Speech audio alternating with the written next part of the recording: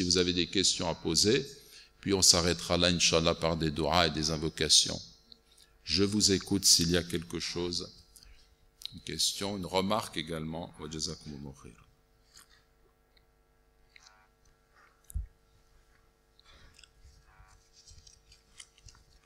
Tfaddal. Alaykoum assalam.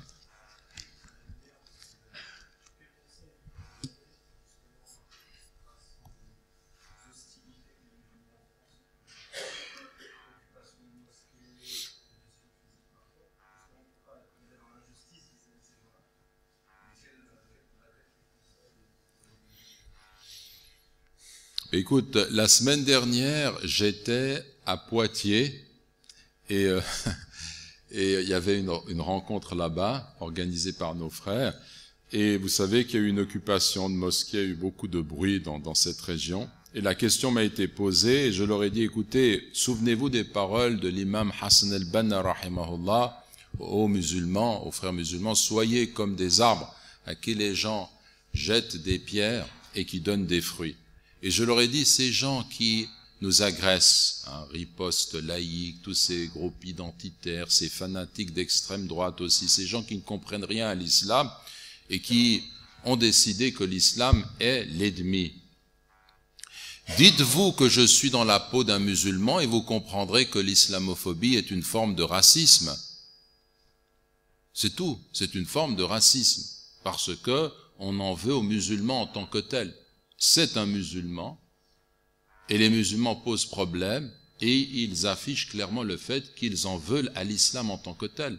Et il faut dire que la presse les aide. Quand on lit dans Le Point en première page cet islam qui gêne, les journalistes qui se permettent de telles dérives n'ont pas de conscience. Ce sont des ennemis de l'humanité, du dialogue entre les cultures. Ce sont des gens qui sont dangereux parce que ce qu'ils visent, et en fait ce sont des sionistes en réalité qui manipulent tout cela, ils visent à faire de l'islam le bouc émissaire, c'est-à-dire l'ennemi qui va être rejeté en tant que tel. Donc nous, par rapport à cela, nous devons justement porter le message de cet amour.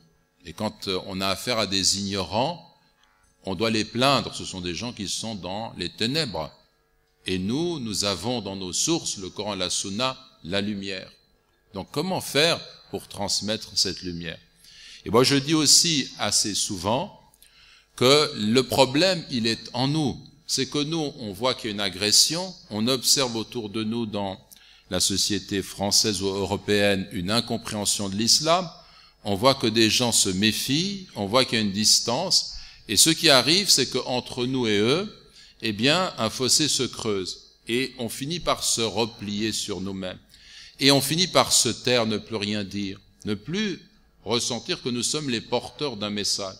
Et ce que l'on peut dire et souligner, c'est qu'en réalité, nous sommes soit les reflets de la lumière de l'islam, et dans ce cas, il faut apprendre, il faut connaître, il faut bien se comporter, et il faut transmettre. Faire le geste de la transmission. Moi, j'ai écrit un petit livre qui s'appelle « À la lumière de l'islam ». C'est très très bref, mais où je parle des principes de l'islam. Je porte un exemplaire sur moi de temps en temps, et puis quand je suis en voyage, quand je me déplace, si je rencontre quelqu'un, on discute un peu, et je lui offre cette chose pour faire un geste. J'ai aussi écrit un petit livre, une quarantaine de paroles du prophète, qui sont, sallallahu alayhi wa sallam, qui sont aménagées pour qu'on comprenne le caractère universel de cette parole. J'ai choisi des paroles qui font que celui qui lit se dira, mais c'est le prophète Mohammed qui dit ça, c'est Mahomet qu'on représente avec un turban, avec une bombe sur la tête, etc. Et la personne, en lisant ces paroles, elle va comprendre que c'est un mensonge, que l'homme, là il y a la lumière de la prophétie. Dans tout ce que nous avons dit aujourd'hui, à travers ces paroles, il y a la lumière de la prophétie. C'est pas un homme qui a imaginé ces choses. C'est un homme qui est un messager, le messager de Dieu, l'ultime prophète envoyé pour l'ensemble de l'humanité. Et ce message, il faut le porter d'une façon ou d'une autre. Donc il faut s'organiser, nous, au niveau de la darwa, pour faire en sorte que chacun d'entre nous devienne le porteur du message, et non pas entre la lumière de la prophétie et les hommes, une sorte de nuage qui fait que quand je regarde un musulman, je n'ai pas tellement envie de lui ressembler, étant donné que je vois que c'est un homme qui vit dans la tristesse, dans le peu de considération qu'il se porte à lui-même, qui s'est emmuré dans le silence, qui vit dans une sorte de misère, pas seulement sociale, c'est pas ça qui est important, mais dans une sorte de misère morale, qui est envahi par le doute. Est-ce que c'est cela le musulman? Le musulman, c'est quelqu'un qui, au contraire, son lien avec son Créateur est fort, et il repose sur cet amour, et parce qu'il choisit de suivre la voie de la rectitude, eh bien, il continue, il poursuit, et de cette façon-là, il ressent un bonheur qui dépasse les aléas de la vie. Quand il lui arrive un bien, il remercie Dieu, c'est un bien pour lui. Quand il lui arrive un mal, une nuisance, il fait patience et c'est un bien pour lui. Et il est porteur de cette lumière qu'il transmet aux autres. Donc c'est aussi une question de comportement individuel. Et puis on voit bien que cette islamophobie grimpante gagne du terrain, que non seulement les partis d'extrême droite en font leur commerce, leur fonds de commerce, mais aussi de plus en plus les partis de droite, les partis de gauche, les partis traditionnels, même les partis écologistes commencent à dire que la nature est en danger parce qu'il y a trop d'étrangers et qu'il faut respecter les espaces verts et les espaces. En Suisse, on commence à penser comme cela. Pour dire qu'on vise le bouc émissaire, c'est l'immigré, mais en réalité le musulman qui se trouve derrière selon les amalgames que l'on fait, et puis on développe ce point de vue. Donc là, cela signifie que les musulmans se doivent d'être pragmatiques et de développer une stratégie politique qui leur permet d'unir leurs rangs, de faire valoir leurs droits et de parler d'une même voix. Et ça demande à la communauté qu'elle s'unisse et qu'elle trouve justement les solutions pour être une communauté qu'on respecte au niveau des institutions démocratiques, du fait qu'elles représentent un poids au niveau électoral. Les musulmans ne sont pas encore assez organisés, donc il faut qu'ils s'unissent à cet effet. Wallahu a'lam, voilà quelques éléments de réponse, mais il en est d'autres. Shukran.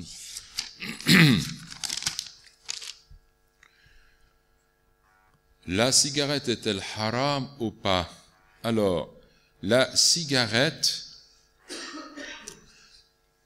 on a dans el-ahkam 5 choses, les règles. Quand on dit ma-ahkam, quel est le jugement que l'on peut porter sur tel ou tel acte? On en a 5. Soit c'est haram, interdit, soit c'est makruh, détesté, non recommandé, soit c'est mubah, c'est permis, soit c'est recommandé, et soit c'est quelque chose qui relève de l'obligation. Et quand on regarde ces principes-là, eh bien, nous pouvons dire que la cigarette, certains ont dit que c'est makruh, non recommandé, mais ils n'ont pas dit que c'est haram. Mais en réalité, on penchera plus sur le fait qu'il faut s'en écarter et on va mettre en garde les musulmans qui fument. C'est pas comme le fait de consommer de l'alcool. Là, pour le vin, tout le monde est d'accord. Mais sur la cigarette, c'est quand même différent.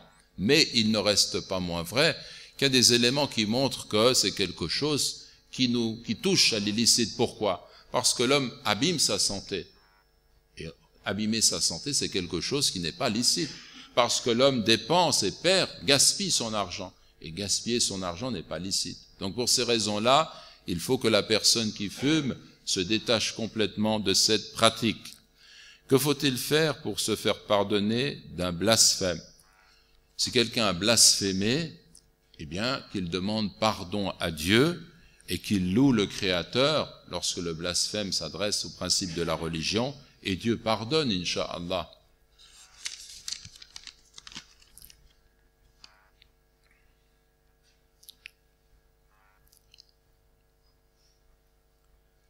Alors, vous avez parlé de la miséricorde de Dieu, et pourquoi y a-t-il tant de haine entre musulmans? Car je suis une convertie, et pour moi l'islam n'a pas de couleur. Alors, il est question de plus d'amour, et si nous avions plus d'amour, nous serions plus forts. Effectivement, c'est une très très bonne question que vous posez là, à savoir que par rapport à cette question-là, les musulmans ne sont pas à la hauteur. les musulmans n'ont pas compris qu'ils ont l'obligation de se réconcilier quand il y a un différend entre eux. Les musulmans n'ont pas compris qu'il y a l'obligation de rester unis. Et tenez-vous tous au lien de Dieu, qui est le Coran, qui est notre lien avec Dieu en règle générale, et ne vous divisez pas, ne vous dispersez pas. Les musulmans n'ont pas compris aussi que le meilleur d'entre eux, c'est celui qui est le meilleur pour ses frères et qui répand cet amour autour de lui. Et chaque fois qu'il y a un différend entre nous, il faut aussitôt le réparer. Se rappeler de cette règle d'amour essentielle. Cette règle d'amour, elle nous permet de surmonter nos différends. Et il faut aller dans ce sens. Et quand deux musulmans sont en désaccord, ils ne doivent pas laisser passer 3 jours, ils doivent aussitôt se réconcilier selon la tradition authentique. Et ces musulmans doivent faire en sorte de non seulement se réconcilier, mais les musulmans doivent observer ce qui se passe dans la communauté. On observe parfois effectivement qu'il y a autour de nous 2 musulmans, un groupe et un autre groupe qui ne sont pas d'accord. Et on se dit, il faut les laisser, c'est leur affaire, ça ne nous concerne pas. Est-ce que c'est bien cela ce que l'islam nous enseigne? Eh bien non, l'islam nous dit que si l'on voit des musulmans se diviser, eh bien il faut les réconcilier. C'est une obligation, je dois chercher à faire en sorte de les réconcilier. Donc ça, ce sont des principes de l'islam qu'il faut mettre en pratique. Ensuite, est-ce que la zakat, on peut la donner à une seule personne ou la partager entre plusieurs personnes? Quand on regarde dans Surat At-Tawbah, Surat 9, verset 60, on a les catégories de ceux qui reçoivent la zakat.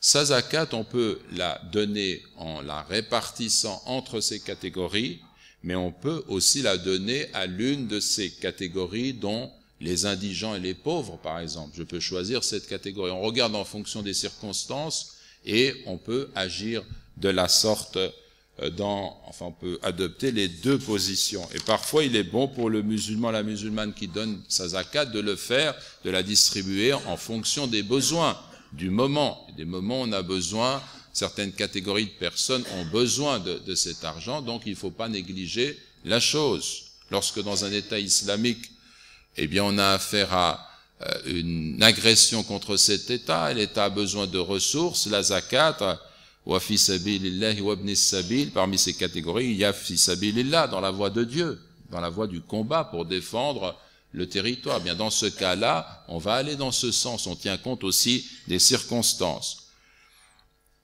Comment faire quand un enfant, 16 ans, est très jaloux de sa sœur et je ressens, lui, de la tristesse? Alors, dans ce cas-là, la jalousie, c'est un sentiment qui est naturel, qui vient à l'homme lorsque, notamment entre frères et sœurs, mais entre les êtres humains, on peut éprouver de l'envie, de la jalousie. Et quand une mère observe cela, eh bien, elle doit réconforter aussi bien l'enfant et enseigner les principes de l'islam, en rappelant que ce partage que Dieu a voulu, si la sœur est brillante par exemple dans ses études alors que l'enfant ne l'est pas, eh bien c'est un partage qui est donné, mais l'enfant, il aura d'autres choses, d'autres bénéfices, parce que Dieu partage à chacun d'entre nous, donne des compétences qui ne sont pas égales, mais il y aura une compensation à d'autres niveaux. Et il faut réconforter cet enfant, et surtout, pour guérir la jalousie dans une famille, il faut être juste. Si je donne à l'un, je donne à l'autre. Ce que le père ou la mère doivent faire impérativement, c'est d'être juste. Si je donne un sourire à l'un, je donne un sourire à l'autre. Je dois avoir une égalité entre les membres de la famille pour justement que cette jalousie ne grandisse pas. Vous savez que dans la conception de la famille en islam, la famille est la matrice de la citoyenneté en islam. Pourquoi? Parce que dans la famille islamique, on a une éducation qui nous enseigne le respect des pères et mères. Tu es l'esclave de ton père et de ta mère. Quand ton père et ta mère te disent quelque chose, tu fais ce qu'ils te disent. Et tu cherches leur agrément, parce que En obtenant le agrément, tu obtiens l'agrément de Dieu. La première chose que tu dois faire après la prière, ce qui revient à ton Créateur, c'est de rechercher d'être aux côtés de tes parents. Combien de musulmans veulent s'engager pour l'islam et au niveau du cadre familial, ils ont leurs parents qu'ils délaissent et ils vont ailleurs. Mais commence par tes parents. Ensuite, tu feras d'autres choses. Il y a des priorités et c'est la priorité des priorités après le culte, ce sont les parents. Donc, dans ce cadre-là, on va apprendre le respect de la hiérarchie. Il n'y a pas de société civile qui puisse tenir, prospérer, se développer si les citoyens qui la constituent ne respectent pas la hiérarchie. Autrement, c'est le chaos et le désordre. C'est dans la famille qu'on va apprendre cela, dans la famille musulmane. Ensuite, les parents ont vis-à-vis des enfants l'obligation d'être justes. Un jour, un homme était allé vers le messager de Dieu, sallallahu alayhi wa sallam, et lui avait dit qu'il avait fait un don à l'un de ses enfants, et qu'il n'avait pas fait aux autres. Et le messager de Dieu a expliqué qu'il ne témoignait pas d'une injustice. Donc, il n'admettait pas d'être le témoin d'une injustice, dans le sens qu'il se montrait satisfait d'une injustice. Donc, il lui disait, tu dois donner aux autres. Le sens, c'est que tu donnes aux autres comme tu as donné à l'un de tes fils. Ou bien tu reprends ce que tu as donné. Il y a une version qui va dans ce sens. Mais ce qui est important, c'est qu'il faut être juste avec les enfants. Il faut donner de la même façon. Bien entendu, tout cela, nos ulama nous expliquent qu'il faut tenir aussi compte de la différence des âges. Pas nécessairement tout donner en même temps de la même façon. J'ai un enfant qui a tel âge, qui a tel besoin, plus de besoin, je lui donne cela, en prévision du fait que l'autre, quand il aura atteint son âge, recevra la même chose. Et j'explique ça aux enfants. Ou bien, je peux observer que j'ai un enfant, justement, ça rejoint peut-être aussi cette question, qui est handicapé à un certain niveau et qui éprouve justement, alors je vais le réconforter, je vais lui donner plus, et les autres vont comprendre pourquoi je lui donne plus. Ou bien j'ai un enfant qui a un mauvais comportement par rapport à un autre qui s'est bien comporté.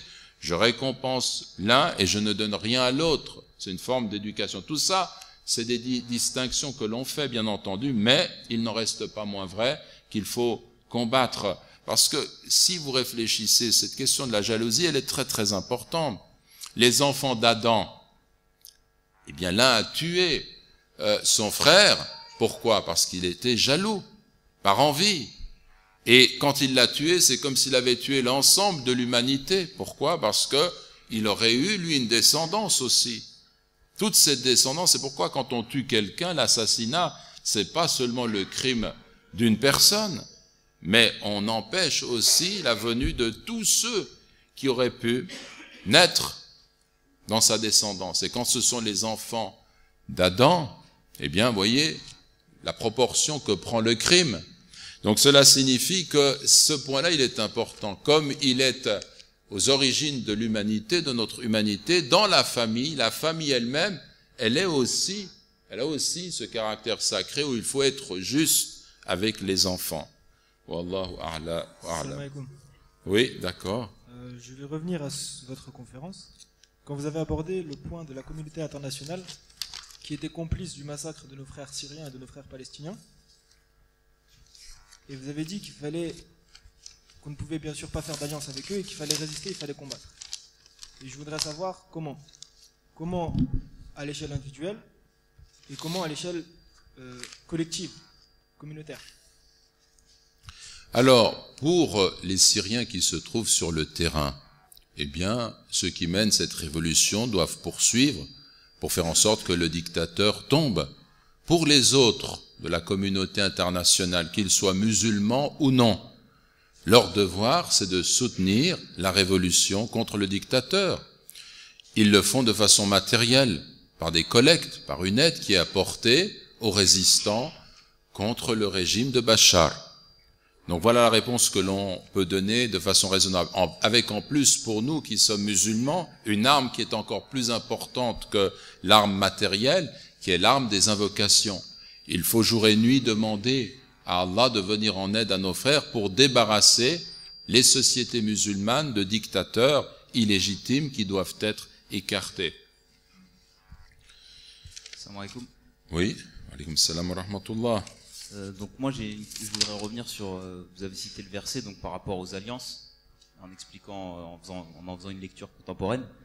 Et il y a en ce moment un cheikh qui est assez ancien, donc Cheikh Imran Hossein, qui aborde souvent ce sujet sur Internet et qui fait une lecture de l'eschatologie assez politique et assez contemporaine. Donc j'aurais aimé avoir votre avis en fait sur sa façon de lire les signes de la fin. Je n'ai pas une connaissance profonde de tout ce qu'il a fait. J'ai suivi parce que j'observe que souvent cette question revient autour de ce cheikh. Et la réponse que je peux te donner, c'est que dans ce qu'il dit, il y a beaucoup de choses qui sont pertinentes. Il fait des analyses très pointues, précises. C'est intéressant de suivre son discours, d'écouter ce qu'il dit. Et puis il y a des choses où on peut avoir des doutes, se dire que ça va un peu trop loin, qu'il n'y a pas vraiment, c'est pas vraiment prouvé. Et lui-même il le dit. D'ailleurs, je l'ai entendu lui dire. Il dit, vous n'êtes pas obligé de croire tout ce que je vous dis, vous devez user de votre esprit critique. Donc il a ce point de vue qui est intéressant aussi, et qui nous montre que il nous offre l'occasion, quand on l'écoute, d'une réflexion.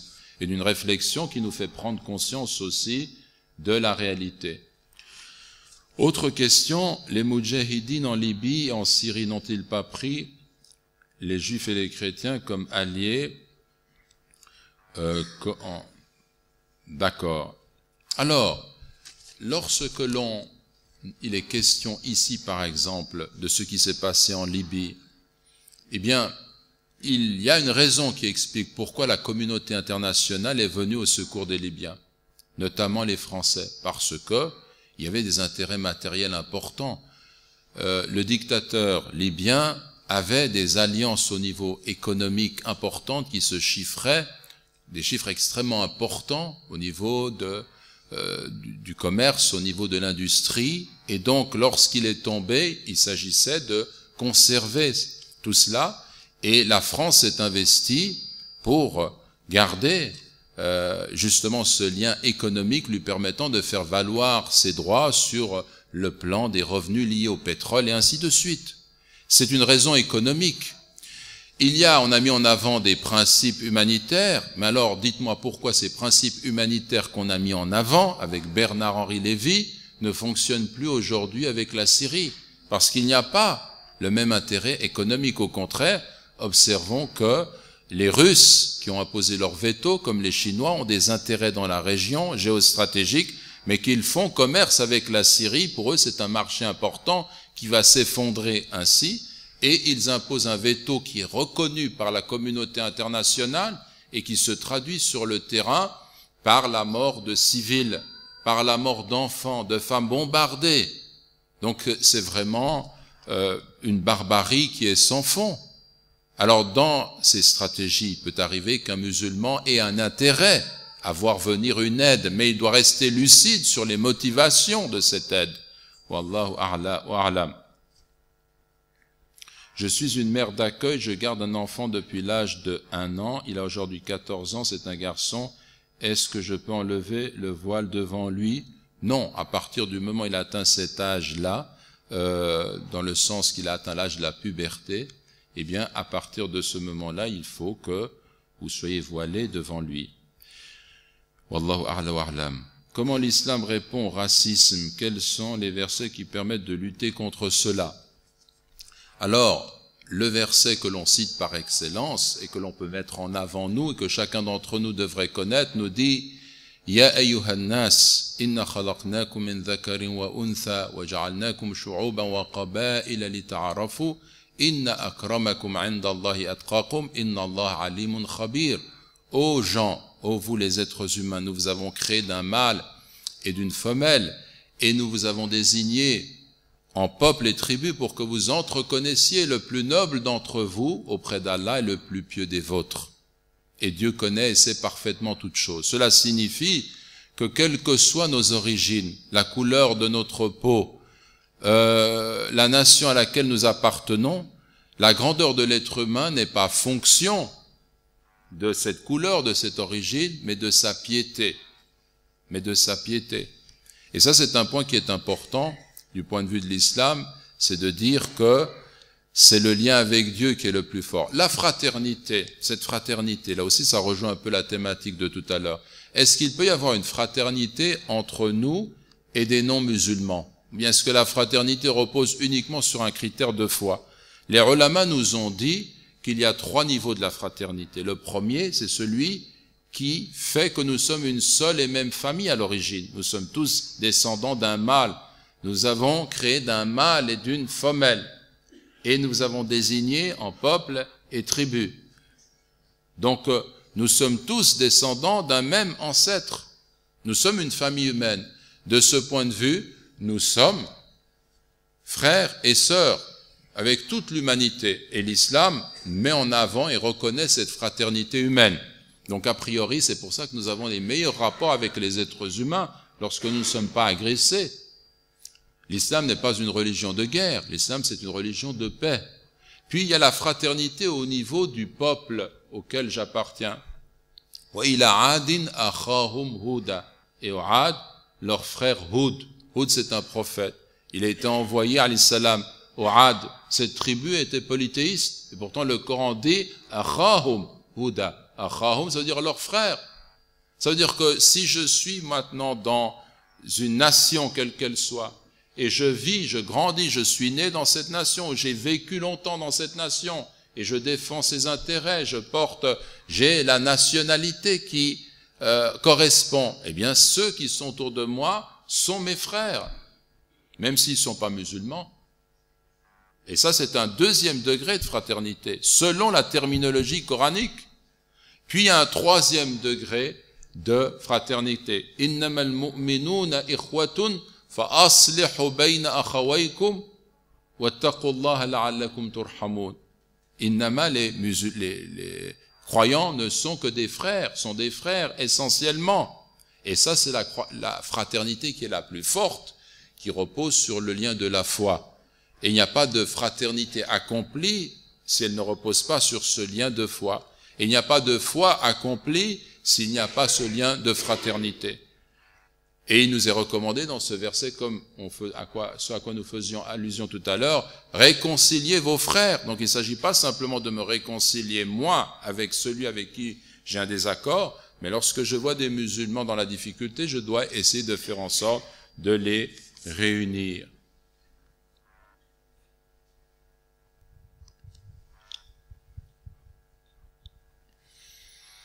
Est-ce qu'on peut dire, rahimahullah, si une personne décédée meurt en étant non musulmane?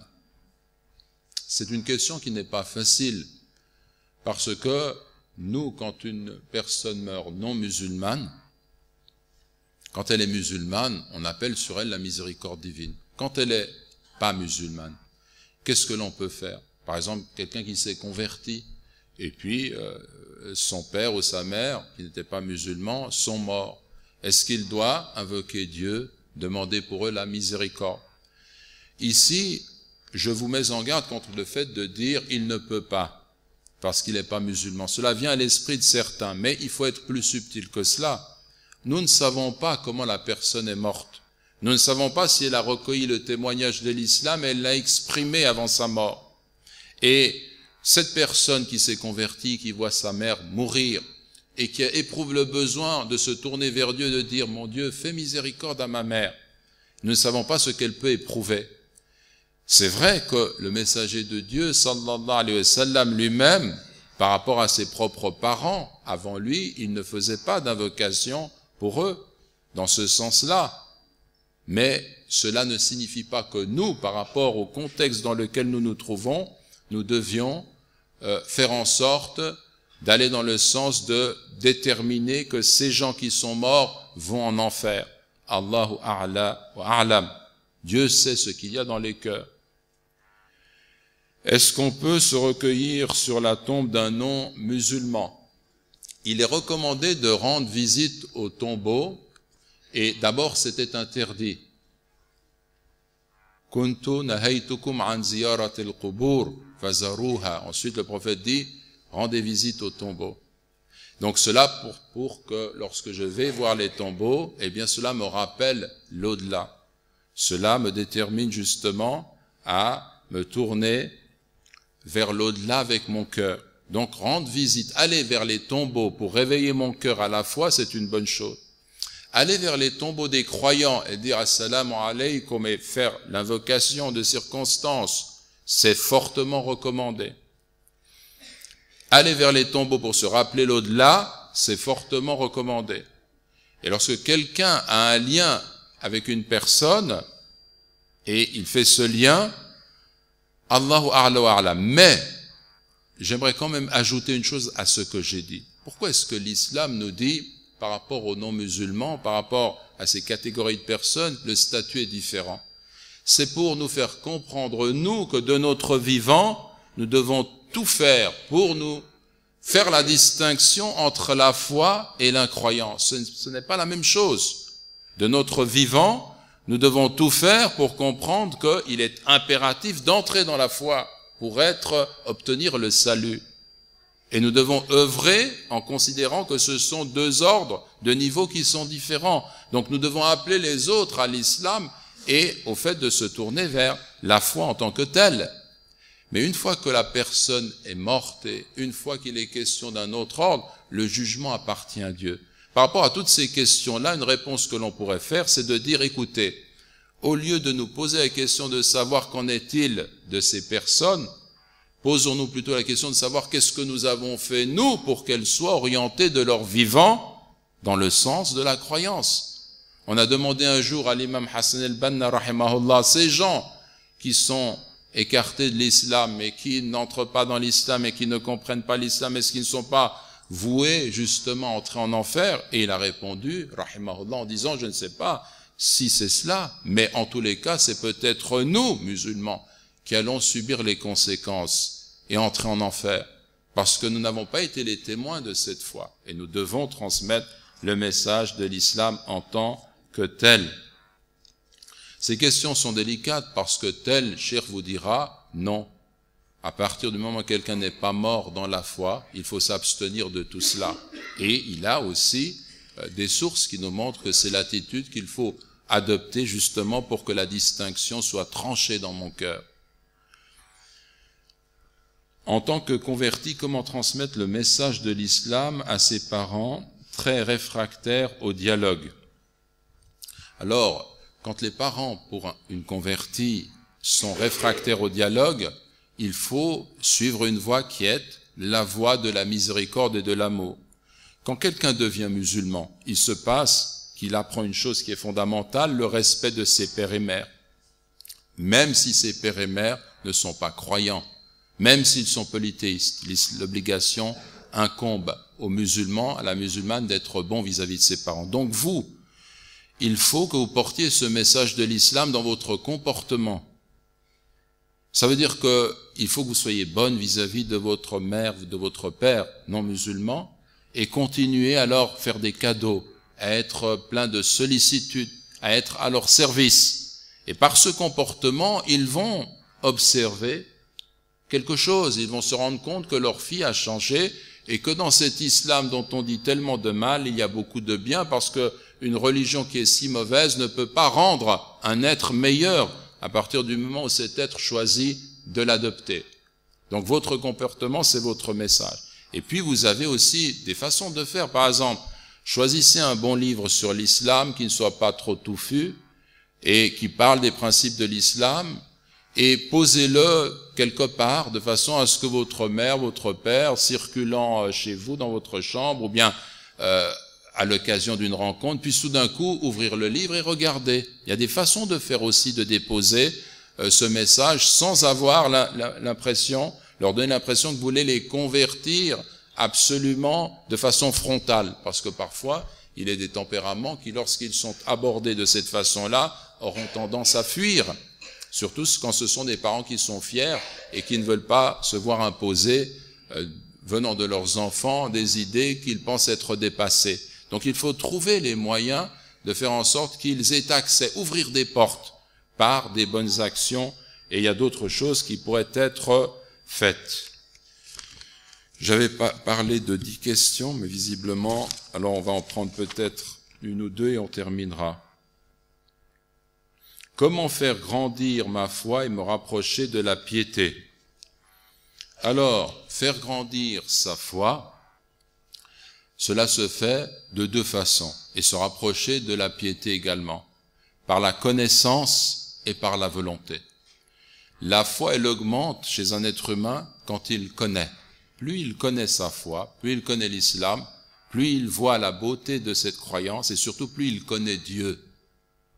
وَمَا خَلَقْتُ الْجِنَّ وَالْإِنسَ إِلَّا لِيَعْبُدُونَ. Je n'ai créé les djinns et les hommes que pour qu'ils m'adorent. لِيَعْرِفُونَ, pour qu'ils me connaissent. Tout à l'heure, nous étions à Sarcelles, nous avons fait un séminaire sur les noms divins.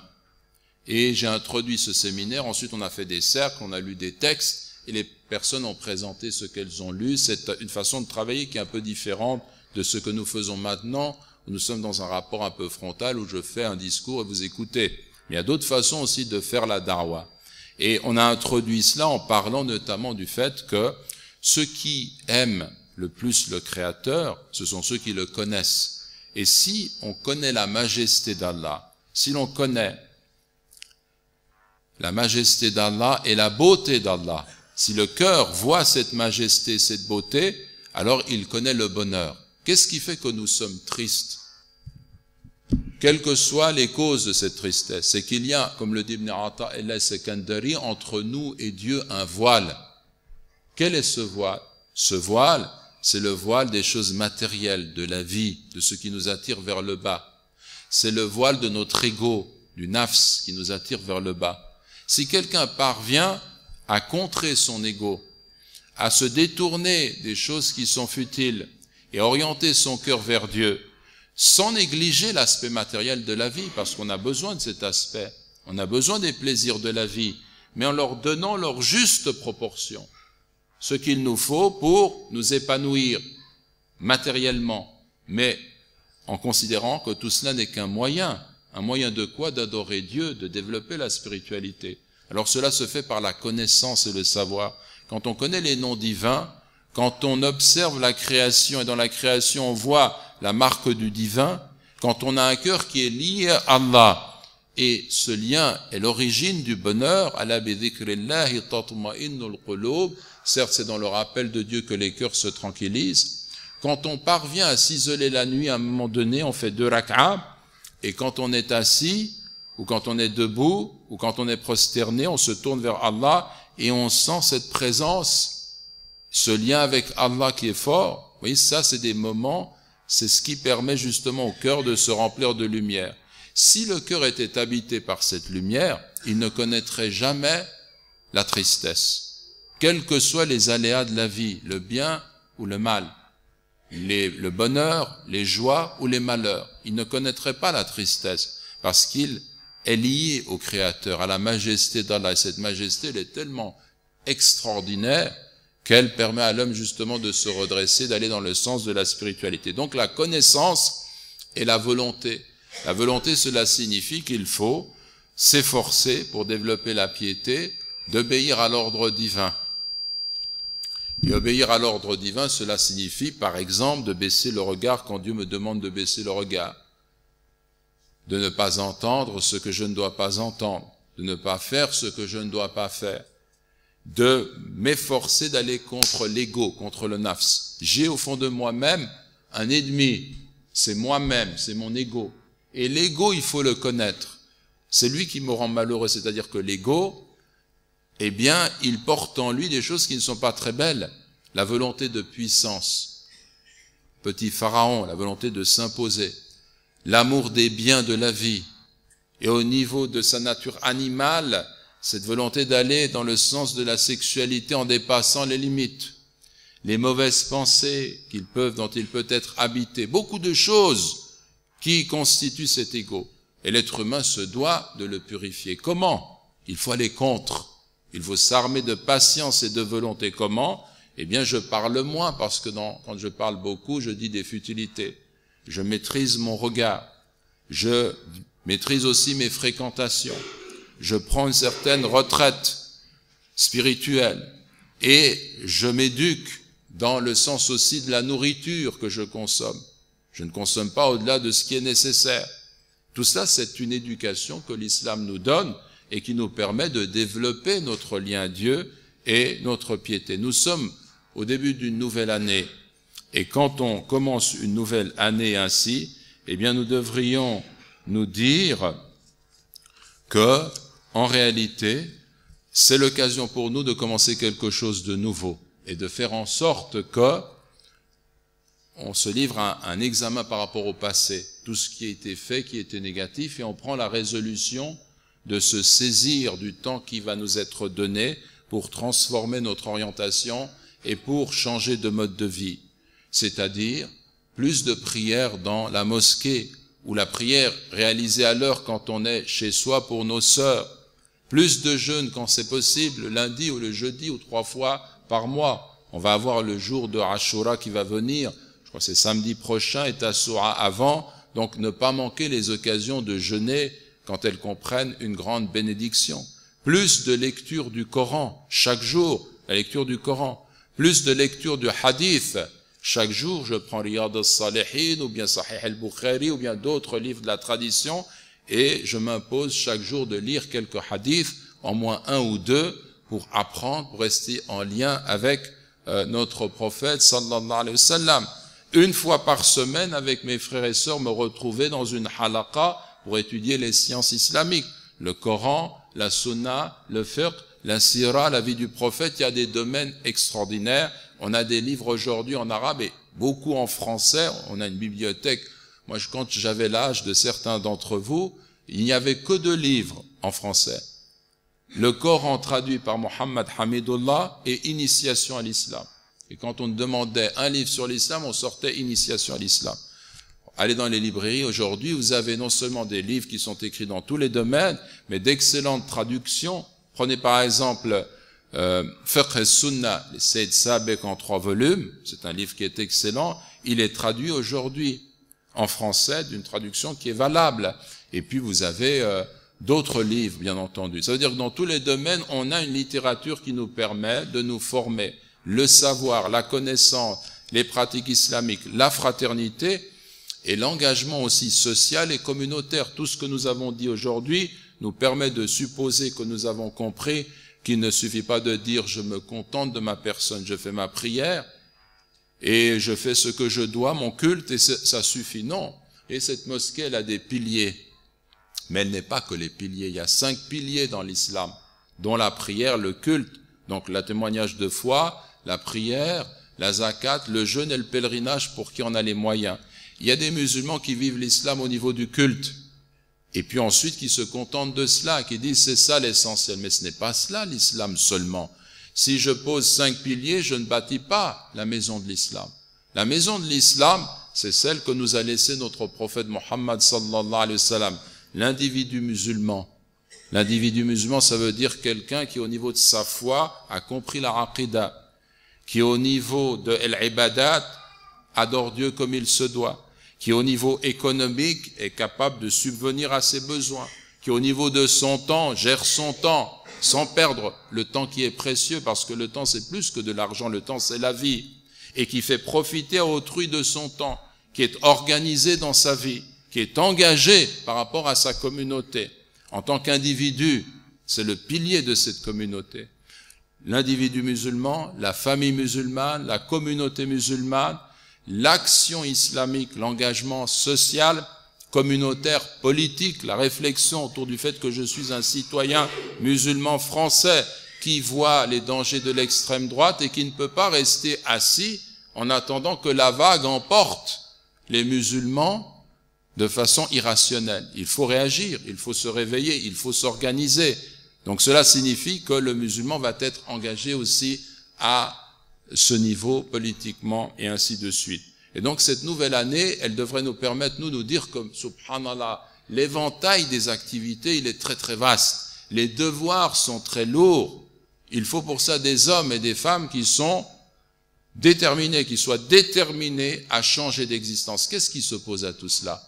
Le défaitisme, le fait de se complaire dans l'ignorance, la paresse, le fait de ne pas saisir les occasions, de laisser perdre son temps, la négligence, la rafla, le fait d'être négligent, les plaisirs de la vie, le fait d'être toujours un consommateur, un matérialiste, même si on se dit musulman, on vit la vie d'un matérialiste et on est plongé dans la vie matérielle. et on se laisse glisser sur cette pente. Et je terminerai simplement en vous racontant un conte que j'avais entendu dire par un cheikh qui est éloquent. Mais ce conte vous dit qu'un jour il y avait un pêcheur, et ce pêcheur, il avait pêché un grand poisson. Il était étonné par la grandeur de ce poisson, il était heureux, il a dit, j'ai fait mon travail ce matin, je peux retourner chez moi. Et il a ouvert le poisson, il a trouvé à l'intérieur une perle, mais une perle qui était vraiment très très imposante, très belle. Il a dit, alhamdoulilah, il est allé voir un marchand, un commerçant, il lui a montré la perle. Et le commerçant était un homme honnête. Et il lui a dit, si je te donnais tout ce que j'ai dans ce magasin, je ne pourrais pas t'acheter cette perle. Va plutôt voir le roi. Il est allé voir le roi et lui a montré la perle, et le roi lui a dit, je prends cette perle, mais pour prendre cette perle, je vais t'offrir la possibilité d'entrer une demi-journée, 6 heures dans mon palais. Et tu pourras prendre du palais tout ce que tu veux. Alors, l'homme est entré dans le palais du roi. Et quand il est entré, il a été ébloui par les richesses qu'il voyait là. Il y avait une chambre où il y avait toutes sortes de nourriture, quelque chose de délicieux, les mets les plus savoureux, les fruits les plus délicieux et des choses vraiment extraordinaires. Il y avait une autre chambre où il y avait un lit moelleux avec de la soie, de la dentelle, quelque chose d'extraordinaire. Il y avait une troisième chambre dans laquelle il y avait des perles, des pièces d'or, des diamants. L'homme s'est dit, j'ai faim, je vais faire un bon repas. Il a commencé par faire un bon repas. Et quand il a fait bonne chère, il s'est dit, oh là là, maintenant j'ai un peu sommeil, il a bâillé, je vais faire une petite sieste, et après la sieste, je vais me réveiller, et j'aurai d'autant plus de force, je pourrai ramasser à la pelle autant d'argent qu'il me faudra pour vivre le restant de mes jours. Et alors, il a mangé et il s'est endormi. Et tout d'un coup, on lui dit, oh là, lève-toi, paresseux, lève-toi. Et il se réveille, on lui dit, l'heure a sonné, c'est 6 heures, et il faut que tu sortes du palais. Alors il supplie, il dit, mais laissez-moi prendre, il veut prendre encore quelque chose dans les coffres, on lui dit, non, l'heure est terminée, sors d'ici, imbécile. Et il est chassé du palais. Alors, le symbole, on le comprend, cette perle, c'est notre âme, le salut de l'âme. Et ce palais, qu'est-ce qu'il représente? Il représente la chambre, c'est la chambre des plaisirs et des délices. Beaucoup de gens sont complètement préoccupés par ça. C'est le but de leur vie. Ils ne vivent que pour cela. Même parmi les musulmans, ils font leur prière, mais la prière, c'est une parenthèse. Ce qui est important, c'est la vie matérielle. Et ils sont là-dedans. D'autres, la chambre où l'on dort, c'est el-rafla, symbolise la négligence, l'inconscience. La plupart des gens dorment. Les gens dorment et quand ils meurent, ils se réveillent. Et puis l'autre pièce, où il y a les pièces d'or, les diamants, il est tellement facile d'aller de puiser constamment et de sortir le maximum de ces pièces pour retrouver cela au paradis. C'est les bonnes actions. Quand je dis subhanallah, walhamdulillah, wa la ilaha illallah, c'est une façon de vivre. Je respire. Tout le monde respire ici. Autrement, on aurait des problèmes. Mais tout le monde ne dit pas subhanallah, walhamdulillah, wa la ilaha illallah de façon constante. Pourquoi est-ce que cela ne deviendrait pas une habitude? Ce sont des hasanats. C'est justement la conscience. Le dhikr, c'est le fait d'avoir l'âme consciente et éveillée de l'enjeu de cette vie, du temps qui passe. Et ce temps qui passe, il faut que je le mette à profit. Quand j'étudie un domaine de science islamique, c'est une forme de dhikr, je profite de ce temps, je ramasse des perles, des diamants, de l'or pour l'au-delà. Et ainsi pour toute bonne action. Même le sourire que je fais à mon frère, c'est une bonne action. Ce sourire, c'est un geste qui semble anodin, mais dans l'au-delà, sa récompense, elle est éternelle. Le fait de dire subhanallah wa bihamdi, parole légère, mais elle pèsera lourdement dans l'éternité, parce que sa récompense est éternelle.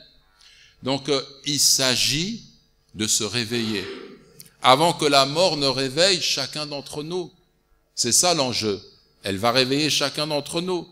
Alors, qu'est-ce qu'on va faire de ce temps qui nous est donné? Donc, en ce début d'année, je vous propose, mes frères et sœurs en islam, d'avoir une réflexion critique Et ça, on ne peut le faire que quand on retourne chez soi, chacun d'entre nous réfléchit et se dit, comment est-ce que je vais maintenant organiser ma vie?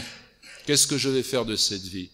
Et comment je vais organiser mes jours et mes semaines et mes liens avec la communauté et les durus et l'ilm et le fait de m'engager fi sabilillah, incha'Allah. Wa jazakumullahu khayran, alhamdulillah rabbil alamin, wa salatu wa salam ala ashrafil mursalin. اللهم اغفر لنا ذنوبنا إنك أنت الغفور الرحيم وارحمنا إنك أنت الرحمن الرحيم وتب علينا إنك أنت التواب الرحيم وتب علينا إنك أنت التواب الرحيم وتب علينا إنك أنت التواب الرحيم يا ذا الجلال والإكرام. ربنا أتنا في الدنيا حسنة وفي الآخرة حسنة وقنا عذاب النار. ربنا لا تزغ قلوبنا بعد إذ هديتنا وهب لنا من لدنك رحمة إنك أنت الوهاب. اللهم ارحم والدينا يا أرحم الراحمين، والدي والدينا يا ذا الجلال والإكرام، يا ذا الجلال والإكرام، يا ذا الجلال والإكرام. وانصر المسلمين والمجاهدين في كل أرض. اللهم انصر المسلمين في سوريا، اللهم ارحم المستضعفين في سوريا، اللهم ارحم المسلمين في غزة وفي فلسطين يا رب العالمين، وخلص ديارنا من الظالمين الطغاة. اللهم ارحم المسلمين في بورما يا ذا الجلال والإكرام. اللهم ارحم المستضعفين من المسلمين في كل أرض يا ذا الجلال والإكرام، يا ذا الجلال والإكرام، يا ذا الجلال والإكرام. اللهم طهر قلوبنا من النفاق، من الرياء، من العجب ومن الكبر ومن الحسد ومن الحقد ومن الغضب المذموم. اللهم اخرجنا من ذل المعاصي إلى عز الطاعات يا حي يا قيوم برحمتك نستغيث. فأصلح لنا شأننا كله ولا تكلنا إلى أنفسنا طرفة عين ولا أدنى من ذلك يا رب العالمين، يا ذا الجلال والإكرام، يا ذا الجلال والإكرام، يا ذا الجلال والإكرام. اللهم زدنا علما ونورا ومعرفة ويقينا. اللهم طهر قلوبنا من النفاق يا رب العالمين، يا ذا الجلال والإكرام. وصل اللهم على محمد وعلى آله وصحبه وسلم تسليما كثيرا. اللهم ارحم والدينا يا أرحم الراحمين، والدي والدينا يا ذا الجلال والإكرام. وصل اللهم على محمد وعلى آله وصحبه وسلم تسليما كثيرا. سبحانك اللهم وبحمدك نشهد أن لا إله إلا أنت نستغفرك ونتوب إليك، والحمد لله رب العالمين، والسلام عليكم ورحمة الله وبركاته. وجزاكم